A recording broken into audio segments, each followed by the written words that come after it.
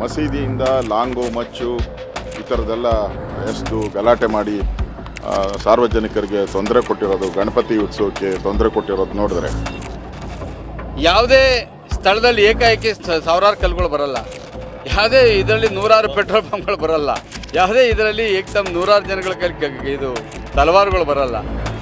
ಈ ರೀತಿ ಹಿಂದೂ ವಿರೋಧಿ ಶಕ್ತಿಗಳು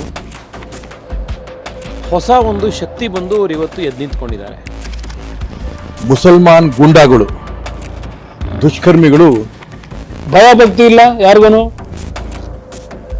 ಈ ಸರ್ಕಾರ ಬಂದ ಮೇಲೆ ಪ್ರತಿನಿತ್ಯ ಯಾವ ರೀತಿ ಕಾನೂನು ವ್ಯವಸ್ಥೆಗಳಲ್ಲಿ ನಿಮ್ಮ ಇಲಾಖೆಯಿಂದ ಇರ್ತಕ್ಕಂಥ ನಿಷ್ಕ್ರಿಯತೆ, ಇಂಥ ರಾಜಕಾರಣಿಗಳಿಂದಾನೇ ಇಂಥ ಹೇಳಿಕೆಗಳು, ಇಂಥ ರಾಜಕಾರಣಿಗಳು ಹೇಳಿಕೆಯಿಂದಾನೇ ಈ ಗಲಭೆಗಳು ಆಗೋದು. ಸರ್ಕಾರದ ಏನಿದೆ ಇದರಲ್ಲಿ? ಸರ್ಕಾರದ ಏನಿದೆ ಹೇಳಿ? ಮಂಡ್ಯ ಜಿಲ್ಲೆಯ ಇತಿಹಾಸವನ್ನು ನೋಡಿದಾಗ ಯಾವತ್ತೂ ಸಹ ಕೋಮು ಗಲಭೆಗಳಿಗೆ ಆಸ್ಪದ ಕೊಡ್ತಾ ಇರಲಿಲ್ಲ. ಅಲ್ಲಿರ್ತಕ್ಕಂಥ ರೈತರು ಭಾರತೀಯ ಜನತಾ ಪಾರ್ಟಿಯವರು ಮಂಡ್ಯ ಜಿಲ್ಲೆಗೆ ಕಾಲಿಟ್ಟ ನಂತರ ಹಲವಾರು ವಿಚಾರಗಳಲ್ಲಿ, ಹಲವಾರು ಸಮಯದಲ್ಲಿ, ಅದರಲ್ಲೂ ಸಹ ಹಬ್ಬ ಹರಿದಿನಗಳಲ್ಲಿ ಕೋಮು ಗಲಭೆಗಳನ್ನು ಸೃಷ್ಟಿ ಮಾಡಲಿಕ್ಕೆ ನಿರಂತರವಾಗಿ ಪ್ರಯತ್ನ ಮಾಡಿದ್ದಾರೆ. ನಿಮ್ಮ ಜೈ ಶ್ರೀರಾಮ್ ಮುಗಿಲು ಮುಟ್ಟುತ್ತಿದ್ದಾಗ ಅವ್ರು ಯಾ ಅಲ್ಲಾಹ್ ಅಂತ ಹೇಳ್ಬಿಟ್ಟು ಮುಗಿಲು ಮುಟ್ಟುವಂಥ ಕೂಗು ಯಾವಾಗ ಶುರುವಾಯಿತೋ ಇದು ಯಾಕೋ ಸರಿ ಹೋಗ್ತಾ ಇಲ್ಲ.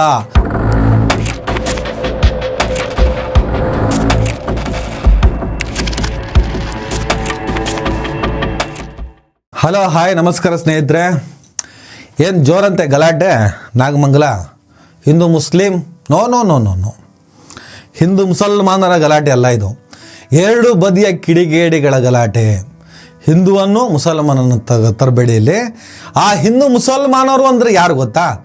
ಪೊಲೀಸರು ಒಂದಿಷ್ಟು ಜನನ ಎಳ್ಕೊಂಡು ಹೋಗ್ತಾ ಇದ್ದಾಗ ನಮ್ಮ ಮಕ್ಕಳನ್ನ ಬಿಟ್ಬಿಡಿ, ನಮ್ಮ ಮನೆಯವರನ್ನ ಬಿಟ್ಬಿಡಿ, ಅವ್ರ ಅಮಾಯಕರು, ಮನೆಯಲ್ಲಿದ್ದವ್ರನ್ನೆಲ್ಲ ಹಿಂಗೆ ಕರ್ಕೊಂಡು ಹೋದ್ರೆ ಹೆಂಗೆ ಅಂತ ಹೇಳಿಬಿಟ್ಟು ತಮ್ಮ ಮನೆಯವರಿಗೋಸ್ಕರ ಈ ಗಲಾಟೆಯಲ್ಲಿ ಭಾಗಿಯಾಗಿದ್ದಾರೆ ಎನ್ನಲಾದವರನ್ನು ಪೊಲೀಸರು ಕರ್ಕೊಂಡು ಹೋಗ್ತಿದ್ದಾಗ ಅವರಿಗೋಸ್ಕರ ಬೀದಿಯಲ್ಲಿ ನಿಂತು ಪೊಲೀಸರ ಹತ್ರ ಬೇಡ್ಕೋತಿದ್ರಲ್ಲ, ಪೊಲೀಸರ ಹತ್ರ ಆ ವಿಚಾರ ಗಲಾಟೆ ಮಾಡ್ತಿದ್ರಲ್ಲ ಆ ತಾಯಂದರು, ಅವರು ಹಿಂದೂ ಮುಸಲ್ಮಾನರು.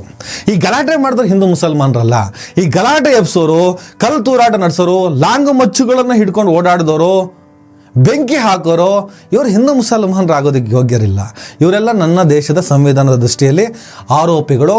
ಈ ದೇಶಕ್ಕೆ ಯಾವತ್ತೂ ಕೂಡ ಮಾರಕ ಆದವರು ಇವರೆಲ್ಲ. ಇವ್ರನ್ನ ಯಾವತ್ತೂ ಕೂಡ ಧರ್ಮದ ಆಧಾರದಲ್ಲಿ ನಾವು ನೋಡಲೇಬಾರ್ದು ಯಾವುದೇ ಕಾರಣಕ್ಕೂ.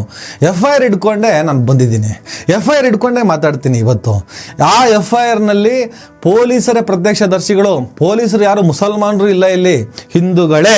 ಅವರು ಪರ್ಫೆಕ್ಟಾಗಿ ಅಲ್ಲಿ ಏನಾಯಿತು ಅನ್ನೋದನ್ನು ಹೇಳಿದರೆ FIRಲ್ಲಿ ಹಾಗೇ ದಾಖಲಾಗಿದೆ. ಸುಮಾರು 150 ಜನ ಹಿಂದೂ ಅಲ್ಲದ, ಮುಸಲ್ಮಾನರು ಅಲ್ಲದ ಈ ಕಾನೂನಿಗೆ, ಈ ದೇಶದ ಕಾನೂನಿಗೆ ಮಾರಕ ಆಗಿರುವಂಥವ್ರನ್ನ ಎತ್ತಾಕೊಂಡು ಹೋಗಿದ್ದಾರೆ. ಅದರಲ್ಲಿ ಅದೆಷ್ಟು ಜನ ಆರೋಪಿಗಳು, ಅವರಲ್ಲಿ ಅದೆಷ್ಟು ಜನ ಅಪರಾಧಿಗಳಾಗ್ತಾರೋ, ಅದೆಷ್ಟು ಜನ ನಿರಪರಾಧಿಗಳು ಎಲ್ಲ ತನಿಖೆ ಆದಮೇಲೆ ಹೊರಗೆ ಬರಲಿ. ಅಲ್ಲಿವರೆಗೂ ಸ್ವಲ್ಪ ವೆಯ್ಟ್ ಮಾಡೋಣ. ವಿಡಿಯೋ ಶುರು ಮಾಡೋಣ.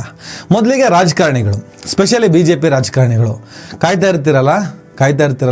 ಏನು ರಾಜಕಾರಣ ಅಂದರೆ, ಏನು ಜನಪ್ರತಿನಿಧಿಗಳು ಅಂದರೆ, ಏನು ಪ್ರಜಾಪ್ರಭುತ್ವ, ಏನದು ಸಂವಿಧಾನದ ಆಶಯ, ಯಾವುದರ ಮೇಲೆ ಪ್ರಮಾಣ ಮಾಡಿಬಿಟ್ಟು ನೀವು ರಾಜಕೀಯವನ್ನು ಆರಂಭಿಸ್ತೀರಿ? ಏನು ಮಾಡಕ್ಕೆ ಹೊರಟಿದ್ದೀರಿ? ಆಲ್ರೆಡಿ ಇಬ್ಬಾಗವಾಗಿರುವಂಥ ಈ ದೇಶದೊಳಗಡೆ ಇನ್ನಷ್ಟು ಇಬ್ಬಾಗವಾಗುವಂಥ ಸಂಚನ ಮಾಡ್ತಿದ್ದೀರಿ. ಒಂದು ಕಡೆ ಬೆಂಕಿ ಬಿದ್ದಿದೆ ಅಂದರೆ ಹಾರಿಸುವ ಪ್ರಯತ್ನವನ್ನು ಮಾಡಿ. ಯಾಕೆ ಒಂದಿಷ್ಟು ಪೆಟ್ರೋಲನ್ನು ಹಾಕ್ತೀರಿ? ಪೆಟ್ರೋಲ್ ಹಾಕಿ ಇನ್ನಷ್ಟು ಆ ಜ್ವಾಲೆ ಭುಗಿಲೆದ್ದು ಇಡೀ ಪ್ರಾಂತ್ಯವೇ ನಾಶ ಆಗಲಿ ಅಂತ ಯಾಕೆ ಬಯಸ್ತಿದ್ದೀರಿ? ಕಾಂಗ್ರೆಸ್ ಬಂದ ಮೇಲೆ ಆ ಸಮುದಾಯ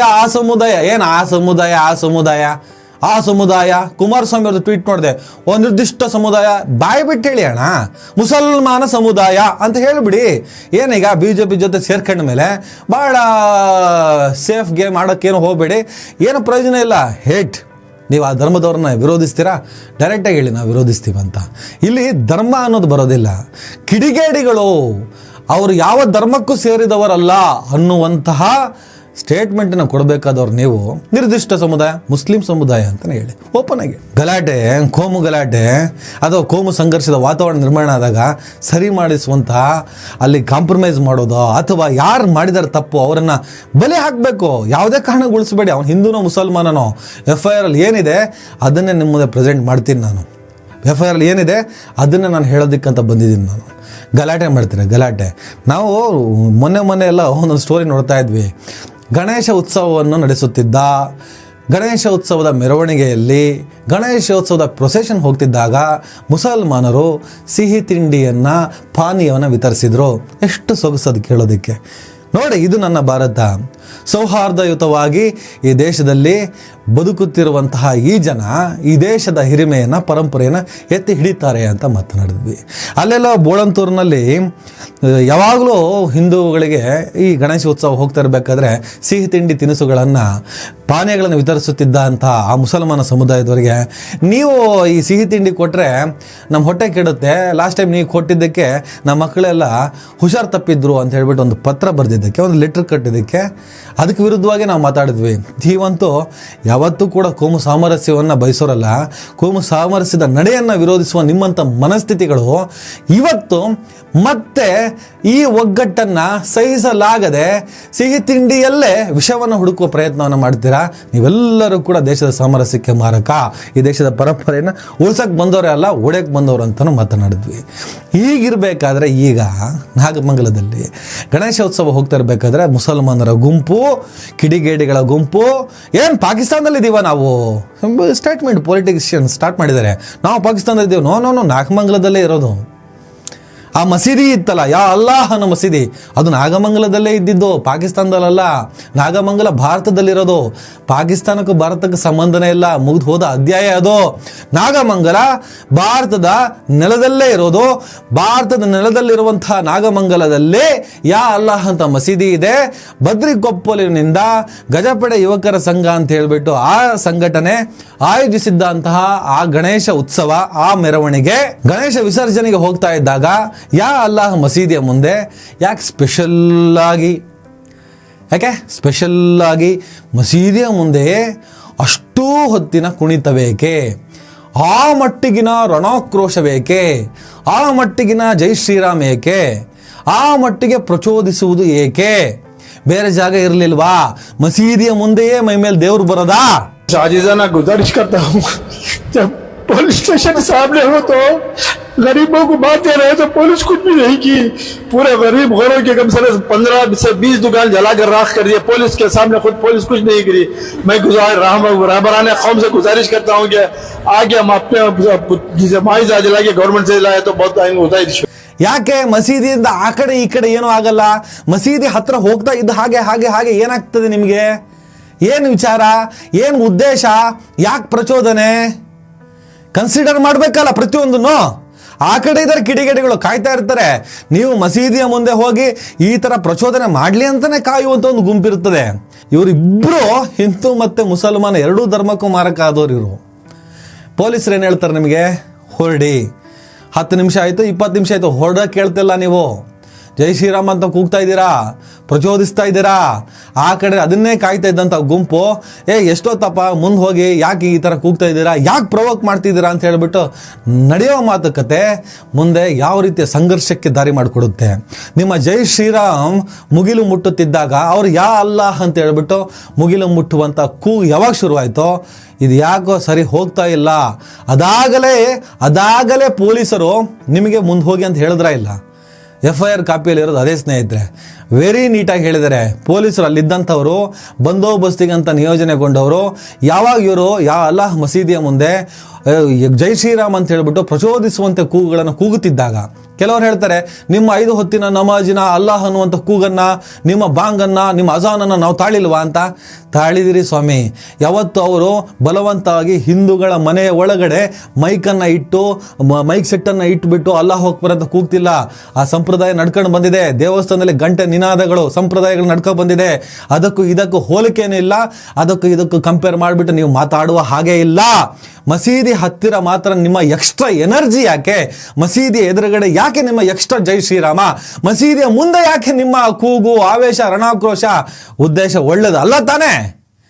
ಇದು ಹಿಂದುವಿನ ದುರುದ್ದೇಶ ಅಲ್ಲ, ಅಲ್ಲಿ ಇದ್ದಂಥ ಕಿಡಿಗೇಡಿಗಳ ಕೆಲವರ ದುರುದ್ದೇಶವೇ ಆಗಿತ್ತು ಸ್ನೇಹಿತರೆ. ಅದಕ್ಕೆ ತಕ್ಕ ಹಾಗೆ ಅದು ಮುಸಲ್ಮಾನರು ಅಲ್ಲ, ಮುಸಲ್ಮಾನರ ಒಳಗಡೆ ಇರುವಂಥ ಕೆಲವು ಕಿಡಿಗೇಡಿಗಳ ದುರುದ್ದೇಶವಾಗಿತ್ತು ಸ್ನೇಹಿತರೆ. ನಿಮ್ಮ ಪ್ರಚೋದನೆಗೆ ತಕ್ಕ ಪ್ರತಿಕ್ರಿಯೆ ಅನ್ನೋ ಲೆಕ್ಕದಲ್ಲಿ ನೀವು ಪ್ರಚೋದಿಸಿದ ಹಾಗೆ ನಾವು ಇದೀವಿ ಅಂತ ಹೇಳ್ಬಿಟ್ಟು ಕಲ್ಲು ಹಿಡ್ಕೊಂಡು ಪರಸ್ಪರ ಕಲ್ಲು ಹಿಡ್ಕೊಂಡು ಗಲಾಟೆ ಮಾಡಿದ್ರಿ. ನಿಮ್ಮನ್ನು ಪೊಲೀಸರು ಮುಂದೆ ಹೋಗಕ್ಕೆ ಹೇಳಿದ್ರೆ ಇಲ್ಲ, ಅವ್ರು ಹೇಳಿದ ಮೇಲೂ ಯಾಕೆ ಅಲ್ಲೇ ಇದ್ರಿ, ಹೇಳಿದ ಮೇಲೂ ಕೂಡ ನೀವು ಯಾಕೆ ಹೋಗಾಡಿದ್ರಿ, ಅವ್ರು ಬಂದ ಮೇಲೆ ಯಾಕೋ ಪರಿಸ್ಥಿತಿ ಸರಿ ಹೋಗಲ್ಲ ಅಂತ ಅನಿಸಿ ಇದೇ ಪೊಲೀಸರು ಎಂಥ ಶ್ರಮಪಟ್ಟರು, ಎಷ್ಟೊಂದು ಕಷ್ಟಪಟ್ಟರು, ನಿಮಗೆ ಏನು ಮಾತು ಕೇಳೋವಂಥ ನೀವು ಉದ್ದೇಶದಲ್ಲಿರಲಿಲ್ಲ. ಮುಂದಾಗಿದ್ದೆಲ್ಲ ಅನಾಹುತನೇ. ಆಮೇಲೆ ಪೊಲೀಸರು ಇಮಿಡಿಯೇಟಾಗಿ ಇಡೀ ನಾಗಮಂಗಲವನ್ನು ಹತೋಟಿಗೆ ತಗೊಂಡ್ರು, ಎಲ್ಲ ಸರಿಪಡಿಸಿದ್ರು. ಒಂದಿಷ್ಟು ಪೊಲೀಸರಿಗೆ ಗಾಯ ಆಯಿತು. ಪೊಲೀಸರು ಸ್ಟೇಟ್ಮೆಂಟ್ ಕೊಟ್ಟಿದ್ದಾರೆ, ಪೊಲೀಸ್ ಠಾಣೆಯ ಮುಂದೆ ಜಮಾಯಿಸಿದ್ದ ಗುಂಪು ತೂರಿದ ಕಲ್ಲುಗಳು ನಮ್ಮ ಮೇಲೆ ಬಿದ್ದು ನಮಗೆ ಗಾಯ ಆಯಿತು ಅಂತ FIR ಇರೋದು, ನಾನು ಹೇಳ್ತಾ ಇರೋದಲ್ಲ ಇದು. ಎರಡೂ ಬದಿಯ ಕಿಡಿಗೇಡಿಗಳು ಆ ಸಭ್ಯ ನಾಗಮಂಗಲವನ್ನು ಕೋಮ ಬೆಂಕಿಯಲ್ಲಿ ಬೇಯಿಸಕ್ಕೆ ಹೊರಟಿದ್ದಾರೆ. ಈಗ ಕಾಂಗ್ರೆಸ್ಸಿನ ಕುತಂತ್ರ, ಕಾಂಗ್ರೆಸ್ ಸರ್ಕಾರ ಬಂದ ನಂತರ ಮುಸಲ್ಮಾನರು ಹದ್ದು ಮೀರಿ ವರ್ತಿಸುತ್ತಿದ್ದಾರೆ, ಬೆಂಕಿ ಹಾಕ್ತಾ ಇದ್ದಾರೆ, ಇವರೆಲ್ಲರ ಆರ್ಭಟದ ಹಿಂದೆ ಕಾಂಗ್ರೆಸ್ ಪಕ್ಷ ನೀಡಿದ ಚಿತಾವಣೆ ಇದೆ ಅಂತ ಹೇಳ್ಬಿಟ್ಟು BJP ಮಾತಾಡ್ತಿದ್ದಾರೆ. ಏನು ಕಾಂಗ್ರೆಸ್ನವರು ಇವ್ರನ್ನೆಲ್ಲ ಕರೆದ್ಬಿಟ್ಟು, ನೋಡಪ್ಪ ಈಗ ನಾಗಮಂಗಲದಲ್ಲಿ ಗಜಪಡೆ ಯುವಕ ಸಂಘ ಅಂತ ಹೇಳ್ಬಿಟ್ಟು ಅವರು ಗಣೇಶನ ಇಟ್ಕೊಂಡು ಪ್ರೊಸೆಷನ್ ಬರ್ತಿದ್ದಾರೆ, ಮೆರವಣಿಗೆ ಬರ್ತಾರೆ. ಮಸೀದಿ ಮುಂದೆ ನಾವು ಅವ್ರಿಗೆ ಹೇಳಿದ್ದೀವಿ, ನೀವು ಅಲ್ಲಿ ಪೊಲೀಸರು ಹೇಳಿದ್ರೂ ಕೂಡ ಅಲ್ಲಿಂದ ಕದಲಬೇಡಿ, ಅವರನ್ನು ಪ್ರಚೋದಿಸಿ ಜೈ ಶ್ರೀರಾಮ್ ಅಂತ ಕೂಗಿ ದೊಡ್ಡ ಮಟ್ಟದಲ್ಲಿ ಕೂಗಿ ಒಟ್ಟಿನಲ್ಲಿ ಮುಸಲ್ಮಾನರ ಮಸೀದಿಯ ಮುಂದೆ ನಿಮ್ಮ ಆವೇಶ, ಆರ್ಭಟ, ಆಕ್ರೋಶಗಳು ಮುಗಿಲು ಮುಟ್ಟಬೇಕು. ಹಾಗಾಗಿ ಸಹಜವಾಗಿ ಅಲ್ಲಿ ಮುಸಲ್ಮಾನರು ಒಂದಿಷ್ಟು ಜನ ನಾವು ರೆಡಿ ಮಾಡಿಟ್ಟಿರ್ತೀವಿ. ಯಾರೋ ಕಾಂಗ್ರೆಸ್ ಸರ್ಕಾರ ಹೇಳೋದು 150, 200, 300 ಜನ ನಾವು ರೆಡಿ ಮಾಡಿ ಇಟ್ಟಿದ್ದೀವಿ. ಅವ್ರಿಗೆ ನಾವು ಹೇಳ್ತೀವಿ, ನೀವು ಅವರು ಕೂಗ್ತಿದ್ದಂಗೆ ನೀವು ಹೋಗ್ಬಿಟ್ಟು ಗಲಾಟೆ ಮಾಡಿ, ನಿಮ್ಮ ಜೊತೆ ನಾವಿದ್ದೀವಿ ಹಾಗಂತೇನಾದರೂ ಮೀಟಿಂಗ್ ಕರೆದುಬಿಟ್ಟು ಅವ್ರಿಗೇನಾದರೂ ಅಗ್ರಿಮೆಂಟ್ ಮಾಡಿಕೊಟ್ಟಿದ್ದಾರೆ ಕಾಂಗ್ರೆಸ್ ಪಕ್ಷ ಬಂದ ಕೂಡಲೇ ಮುಸಲ್ಮಾನರ ಆರ್ಭಟ ಹೆಚ್ಚಾಗುತ್ತೆ. ನೋ ಸ್ವಾಮಿ, BJP ಪಕ್ಷ ಇದ್ದಾಗ ಹಿಂದೂ ಮುಸಲ್ಮಾನರ ನಡುವೆ ಹೆಚ್ಚಿನ ಸಂಘರ್ಷವನ್ನು ನೀವು ಏರ್ಪಡಿಸ್ತೀರಿ. ಹಿಂದೂ ಮುಸಲ್ಮಾನರ ನಡುವೆ ಖಂದಕವನ್ನು ನಿರ್ಮಿಸ್ತೀರಿ. ಎರಡು ಧರ್ಮಗಳ ನಡುವೆ ಸಂಘರ್ಷವನ್ನು ಏರ್ಪಡಿಸಿ ಆ ಮೂಲಕ ರಾಜಕೀಯವನ್ನು ಮಾಡೋರು ನೀವು. ಪರಸ್ಪರ ಎರಡು ಧರ್ಮಗಳನ್ನು ಕಚ್ಚಾಟಕ್ಕಿಟ್ಟು ಅದರಿಂದ ಬೇಳೆ ಬೇಯಿಸ್ಕೊಳ್ಳೋರು ನೀವು. ಕಾಂಗ್ರೆಸ್ ಪಕ್ಷ ಬಂದ್ಬಿಟ್ಟು ಆ ಕೆಲಸವನ್ನು ಮಾಡಲ್ಲ. ನಾವೆಲ್ಲರೂ ಒಂದು, ಸರ್ವರಿಗೆ ಸಮಪಾಲು ಸಮಬಾಳು, ವಿ ಆರ್ ಸೆಕ್ಯುಲರ್, ನಾವು ಜಾತ್ಯತೀತರು, ನಾವೆಲ್ಲರೂ ಒಂದು, ಎಲ್ಲರೂ ಒಂದೇ ಥರ ನೋಡಬೇಕು ಅಂತ ಹೊರಡ್ತಾರೆ. ಮಿಸ್ಯೂಸ್ ಮತ್ತು ಡಿಸ್ಅಡ್ವಾಂಟೇಜ್ ಮಾಡ್ಕೊಳ್ಳೋಂಥವ್ರ ಕತೆ ಬೇರೆ. ಇದನ್ನು ಎಲ್ಲೋ ಒಂದು ಕಡೆ ಇಲ್ಲೂ ಇದ್ದಾರೆ, ಸಮಸ್ಯೆಗಳಿಲ್ಲ ಅಂತ ಭಾರಿ ದೊಡ್ಡ ಸಮಸ್ಯೆಗಳಿದ್ದಾವೆ ಇಲ್ಲಿ. ಕಾಂಗ್ರೆಸ್ ಬರ್ತಿದ್ದಂಗೆ ಇಲ್ಲಿ ಏನೋ ಒಂಥರ ಆಕ್ರೋಶ, ಆವೇಶಗಳು. ಯಾರಿಗೆ? ಮುಸಲ್ಮಾನರಿಗಲ್ಲ, ಒಂದಿಷ್ಟು ಕಿಡಿಗೇಡಿಗಳಿಗೆ. ಇದು ಕಿಡಿಗೇಡಿಗಳ ವಿಚಾರ, ಇಲ್ಲಿ ಹಿಂದೂ ಮುಸಲ್ಮಾನರ ವಿಚಾರ ಬರೋದೇ ಇಲ್ಲ ಸ್ನೇಹಿತರೆ. FIR ಪಟ ಅಂತ ಓದ್ತೀನಿ, ಆಮೇಲೆ ನಾನು ಹೇಳಿದ್ದು ಇದು ನನ್ನ ಮಾತಾ ಇಲ್ಲ FIR ಮಾತಾ ಅಂತ ನಿಮಗೆ ಕನ್ವಿನ್ಸ್ ಆಗುತ್ತೆ. ಆದರೆ ರಾಜಕಾರಣಿಗಳು ಉರಿಯ ಬೆಂಕಿಗೆ ತುಪ್ಪ ಅಲ್ಲ ಪೆಟ್ರೋಲ್ ಸುರಿಯೋ ಕೆಲಸ ಮಾಡೋಕ್ಕೋಗ್ಬೇಡಿ. ಸಾಧ್ಯ ಅದೇ ಆರಿಸಿ, ಇಲ್ಲ ಬಾಯಿ ಮುಚ್ಕೊಂಡು ಕೂತ್ಕೊಳ್ಳಿ. ಎಲ್ಲೆಲ್ಲೋ ಇರ್ತೀರಾ, ಏನದೋ ರಸ್ಟ್ ಹಿಡ್ದಿರ್ತೀರಾ, ತುಕ್ಕಿ ಹಿಡ್ದಂಗೆ ಇರ್ತೀರ ಎಲ್ಲೋ ಮೂಲೆಯಲ್ಲಿ, ಓಡಾಡೋಕ್ಕಾಗಲ್ಲ, ಬಂದುಬಿಡ್ತೀರಾ ಇಮ್ಮಿಡಿಯೇಟಾಗಿ. ನಾಗಮಂಗಲದಲ್ಲಿ ಏನು ಆಗಬಾರ್ದ್ರಿ ಇವೆಲ್ಲ ದೇಶದ ಪ್ರಗತಿಗೆ ಮಾರಕ. ಇವೆಲ್ಲ ಆಗಬಾರ್ದಿದು. ಯಾವನೇ ಆಗಲಿ, ಯಾವ ಧರ್ಮಕ್ಕಾದ್ರೂ ಸೇರಲಿ, ಆ ಕಿಡಿಗೇಡಿನ ನಡಮುರಿರಿ. ಕಾನೂನಿನ ಪ್ರಕಾರವಾಗಿ ಏನೆಲ್ಲ ಆಗಬೇಕು ಅದನ್ನೆಲ್ಲ ಮಾಡಿಬಿಡಿ. ಮತ್ತೆ ಯಾವತ್ತೂ ಕೂಡ ಕಲ್ಲು ಹಿಡಿಬಾರ್ದು, ಮತ್ತೆ ಯಾವತ್ತೂ ಕೂಡ ಲಾಂಗು ಮಚ್ಚು ಕೋಲು ಹಿಡಿಬಾರ್ದು. ಹಾಗೆ ಕೈಕಾಲ ಜಜ್ಜಿ ಹಾಕಿ ಆ ಕಡೆ ಅವನು ಯಾವನೇ ಆಗಿರಲಿ. ಇಂಥ ಸಂದರ್ಭದಲ್ಲಿ ಪ್ರಬುದ್ಧರಾಗಿ ವರ್ತಿಸ್ಬೇಕು ರಾಜಕಾರಣಿಗಳು, ನಾಲಾಯಕರ ಥರ ವರ್ತಿಸೋದಲ್ಲ. ಪಾಕಿಸ್ತಾನ ಯಾವ ಪಾಕಿಸ್ತಾನ? ಸ್ಟುಪಿಡ್ ಫೆಲೋಸ್, ನಾಚಿಕೆ ಗೆಟ್ಟವರು. FIR ಏನಿದೆ ಅಂತ ಪಟ ಓದ್ತೀನಿ, ಕೇಳಿಸ್ಕೊಳ್ಳಿ. ಶ್ರೀ ರವಿ, PSI ನಾಗಮಂಗಲ ಪೊಲೀಸ್ ಠಾಣೆ. ಇವರು ಮೇಲ್ಕಂಡ ಪೊಲೀಸ್ ಠಾಣೆ ಅಂದರೆ ನಾಗಮಂಗಲ ಪೊಲೀಸ್ ಠಾಣೆಯಲ್ಲಿ PSI ಕರ್ತವ್ಯ ನಿರ್ವಹಿಸುತ್ತಿದ್ದು, ನಾಗಮಂಗಲ ಟೌನ್ ಪೊಲೀಸ್ ಠಾಣಾ ವ್ಯಾಪ್ತಿಯ ಬದ್ರಿಕೊಪ್ಪಲು ಗ್ರಾಮದ ಗಜಪಡೆ ಯುವಕ ಸಂಘದವರು ಗಣೇಶ ಮೂರ್ತಿಯನ್ನು ಪ್ರತಿಷ್ಠಾಪಿಸಲು ಸಂಬಂಧಪಟ್ಟ ಇಲಾಖೆಗಳಿಂದ ಅನುಮತಿಯನ್ನು ಪಡ್ಕೊಂಡು ದಿನಾಂಕ 7/9/2024 ಗಣೇಶ ಮೂರ್ತಿಯನ್ನು ಬದ್ರಿಕೊಪ್ಪಲು ಗ್ರಾಮದಲ್ಲಿ ಪ್ರತಿಷ್ಠಾಪಿಸಿದ್ದು, ಈ ದಿನಾಂಕ ಅಂದರೆ 11/9/2024 ಅಂದರೆ ನಿನ್ನೆ ಗಣೇಶ ಮೂರ್ತಿಯನ್ನು ಮೆರವಣಿಗೆಯಲ್ಲಿ ತಂದು ನಾಗಮಂಗಲ ಟೌನ್ನ ಹಂಪಲಸನ ಕೊಳದಲ್ಲಿ ವಿಸರ್ಜಿಸಲು ಬದ್ರಿಕೊಪ್ಪಲು ಗ್ರಾಮದಿಂದ ಮಧ್ಯಾಹ್ನ ಸುಮಾರು 1:30 ಗಂಟೆಯ ಸಮಯದಲ್ಲಿ ಮೆರವಣಿಗೆ ಹೊರಟು ಕೋಟೆ ಬೆಟ್ಟ ರಸ್ತೆ, T B circle, Mariyappa circle, Mandya ಸರ್ಕಲ್ಗೆ ತೆರಳಿ ಮಂಡ್ಯ ಸರ್ಕಲ್ನಿಂದ ಮೈಸೂರು ರಸ್ತೆಯಲ್ಲಿ ಮುಂದೆ ಸಾಗಿ ಯಾ ಅಲ್ಲಾಹ್ ಮಸೀದಿ ಬಳಿಯ ಯೂಟರ್ನ್ ಬಳಿ ಗಣೇಶ ಮೂರ್ತಿಯ ಮೆರವಣಿಗೆಯನ್ನು ವಾಪಸ್ಸು ತಿರುಗಿಸಿಕೊಂಡು ಯಾ ಅಲ್ಲಾಹ್ ಮಸೀದಿ ಮುಂಭಾಗ ಸಂಜೆ ಸುಮಾರು 7:30 ಗಂಟೆ ಸಮಯದಲ್ಲಿ ಬಂದಾಗ ಗಣೇಶ ಮೆರವಣಿಗೆಯಲ್ಲಿದ್ದ ಬದ್ರಿಕೊಪ್ಪಲು ಗ್ರಾಮದ ಕಿರಣ, ಭರತ ಬಿನ್ ಪುಟ್ಟರಾಜು, ಅಭಿಷೇಕ್, ಗೋವಿಂದ, ಅರುಣ, ಸಂಜಯ್, ಕೀರ್ತನ್ ಮೂರ್ತಿ ಅಂದರೆ ಬಿನ್ ಮೂರ್ತಿ, ಪೃಥ್ವಿ, ಹೇಮಂತ ಬಿನ್ ಕೇಶವ್ ಶೆಟ್ಟಿ, ಚಂದ್ರಶೇಖರ್ ಬಿನ್ ಲೆಟ್ ಸುಭಾಷ್ ಶೆಟ್ಟಿ, ಶ್ರೀನಿವಾಸ, ಶಿವ ಬಿನ್ ಕುಮಾರ, ರಾಮಚಂದ್ರ ಬಿನ್ ನಂಜಪ್ಪ, ಹರೀಶ್ ಬಿನ್ ಕುಮಾರ, ದಿವಾಕರ್ ಬಿನ್ ಲೇಟ್ ಅಂಜನಮೂರ್ತಿ, ಮೇಗಲಕೆರೆಯ ವಿನಯ್ ಅಲಿಯಾಸ್ ಡಾಗ್ ವಿನಿ, ಮಾರಿಗುಡಿ ಸರ್ಕಲ್ನ ಪ್ರವೀಣ್ ಕುಮಾರ್, KST ದೇವಸ್ಥಾನದ ಹಿಂಭಾಗದ ಮನೆಯ ಸುನೀಲ, ಮೇಗಲಕೆರೆ ಸತೀಶ ಅಲಿಯಾಸ್ ಹಂಡೆ ಹಾಗೂ ಇತರೆ ಅಂದರೆ ಸುಮಾರು 100ರಿಂದ 150 ಜನರು ಪಟಾಕಿಯನ್ನು ಸಿಡಿಸಿ ಡ್ಯಾನ್ಸ್ ಮಾಡಿಕೊಂಡು ಜೈ ಶ್ರೀರಾಮ್ ಅಂತ ಘೋಷಣೆ ಕೂಗುತ್ತಾ ಸುಮಾರು 10 ನಿಮಿಷಗಳ ಕಾಲ ಅಲ್ಲಿಯೇ ಡ್ಯಾನ್ಸ್ ಮಾಡುತ್ತಿದ್ದು, ಸ್ಥಳದಲ್ಲಿ ಬಂದೋಬಸ್ತ್ ಕರ್ತವ್ಯದಲ್ಲಿದ್ದ ನಾನು ಮತ್ತು ನಮ್ಮ ಠಾಣಾಧಿಕಾರಿ ಮತ್ತು ಸಿಬ್ಬಂದಿಗಳಾದ PI ಅಶೋಕ್ ಕುಮಾರ್, ASI ಚಂದ್ರಪ್ಪ, ನಿಂಗರಾಜು, ಗಂಗಾಧರ್ ಹುಬ್ಬಳ್ಳಿ, ಹನುಮಪ್ಪ ನಾಗೂರ ಹಾಗೂ ಗೃಹ ರಕ್ಷಕ ದಳದ ಸಿಬ್ಬಂದಿಗಳು ಮೆರವಣಿಗೆಯನ್ನ ಮುಂದೆ ಹೋಗುವಂತೆ ಸೂಚಿಸಿದರು.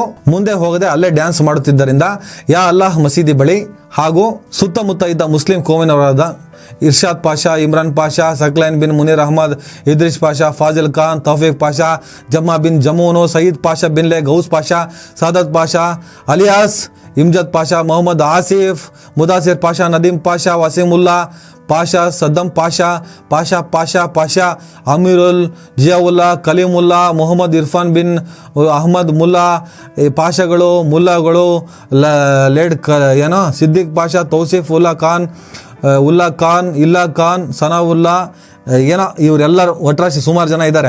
ಒಟ್ಟು 100ರಿಂದ 150 ಜನ ಏಕಾಏಕಿ ಅಕ್ರಮವಾಗಿ ಗುಂಪು ಕಟ್ಕೊಂಡು ಗಣೇಶ ಮೆರವಣಿಗೆಯಲ್ಲಿದ್ದವರು ಕೂಗುತ್ತಿದ್ದ ಜೈ ಶ್ರೀರಾಮ್ ಘೋಷಣೆಗೆ ಪ್ರತಿಯಾಗಿ ಅಲ್ಲಾಹ್ ಅಕ್ಬರ್ ಅಂತ ಘೋಷಣೆ ಕೂಗ್ತಿದ್ದಾಗ ನಾನು ಮತ್ತು ನಮ್ಮ ಇಲಾಖೆ ಸಿಬ್ಬಂದಿಯವರು 2 ಕೋಮಿನವರಿಗೆ ಸಮಾಧಾನ ಮಾಡ್ತಿದ್ದಾಗ 2 ಕೋಮಿನವರು ಪರಸ್ಪರ ಕೈ ಮಿಲಾಯಿಸಿದ್ದರಿಂದ ಘರ್ಷಣೆ ಉಂಟಾಗಿ 2 ಕೋಮಿನವರು ಪರಸ್ಪರ ಕಲ್ಲು ತೂರಾಟ ನಡೆಸಿದ್ರು. ಆನಂತರ ನಾವು ಪರಿಸ್ಥಿತಿ ವಿಕೋಪಕ್ಕೆ ತಿರುಗುವ ಸಾಧ್ಯತೆ ಇದ್ದರಿಂದ ಸ್ಥಳದಲ್ಲಿದ್ದ ನಾವು ಮತ್ತು ನಮ್ಮ ಸಿಬ್ಬಂದಿಯವರು ಲಘು ಲಾಠಿ ಪ್ರಹಾರ ಮಾಡಿ 2 ಕೋಮಿನ ಗುಂಪನ್ನು ಚದುರಿಸಿ ಗಣೇಶ ಮೂರ್ತಿ ಇದ್ದ ಮೆರವಣಿಗೆಯನ್ನು ಮಂಡ್ಯ ಸರ್ಕಲ್ನಿಂದ ಮರಿಯಪ್ಪ ವೃತ್ತದ ಕಡೆ ಕಳುಹಿಸಿ ಪರಿಸ್ಥಿತಿಯನ್ನು ಹತೋಟಿಗೆ ತರಲು ಯತ್ನಿಸುತ್ತಿದ್ದಾಗ 2 ಕೋಮಿನವರು ಕೋಮು ಗಲಭೆಯನ್ನುಂಟು ಮಾಡುವ ಉದ್ದೇಶದಿಂದ ಮಾರಕಾಸ್ತ್ರಗಳಾದ ಕಬ್ಬಿಣದ ಪೈಪ್ಗಳು ಹಾಗೂ ಕಲ್ಲು ದೊಣ್ಣೆಗಳು ತೆಗೆದುಕೊಂಡು ವಾಪಸ್ ಮಂಡ್ಯದ ವೃತ್ತದ ಕಡೆಗೆ ಬಂದು ಪರಸ್ಪರ ಪ್ರಚೋದಾತ್ಮಕ ಘೋಷಣೆಗಳು ಕೂಗಲು ಆರಂಭಿಸಿದರು.